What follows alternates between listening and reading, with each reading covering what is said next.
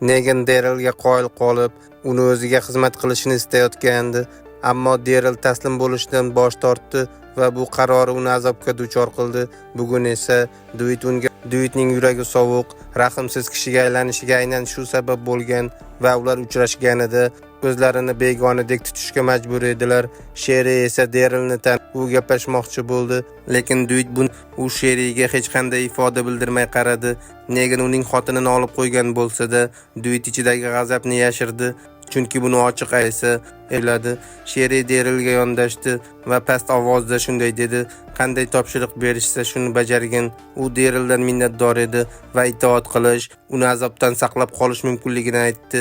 Ko'rikdan so'ng Duit Darylni yana tashqariga olib chiqdi va g'ururlanib, arbaletdan foydalanishni o'rgandim dedi. Daryl haligacha bo'ysunmasdan turardi. Shunda Duit uni temir panjang shu bo'ladi dedi.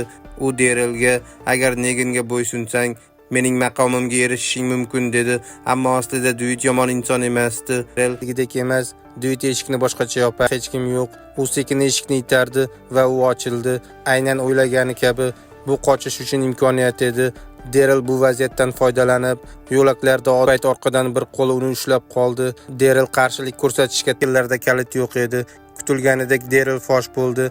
Bir necha baquvvat erkaklar uni o'rab olishdi. Negan hushtak chalib yetib keldi. Go'yo Darylning qochish harakati uning ko'z o'ngida bo'lganligini tushuntirmoqchi edi. Qochishga urinish, bekorchi umid. Negan yana bir bor Darylga tanlov berdi. Birinchi, zombiga aylantirilib devorni qo'riqlash. Ikkinchi, kameradan chiqib ish qilib bal yig'ish, lekin bu darajaning eng pastki bosqichi edi. Uchinchi, to'g'ridan-to'g'ri Neganning qo'l ostida xizmat qilish, qirollardek yashash qamab qo'yildi. Shundan so'ng eshik ortida bir sharpa paydo bo'ldi va Darylning ismini aytdi. Bu Sherri edi.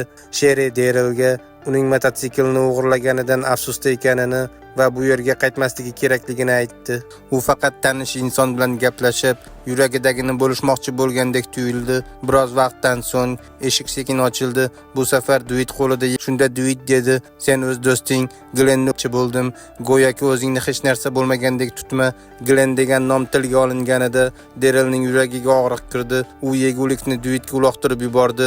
Duit g'azablanib: "Agar Negan seni yoqtirib chiqib ketdi." Surat esa polga tushdi. Daryl uni ko'tarib qaradi. Bu Glenning boshi ezilgan holatdagi rasmi edi. Darylni ayanchli bir his chulg'ab oldi. U ich-ichidan shunday o'ylardi: "O'shanda o'lgan odam men bo'lishim kerak edi."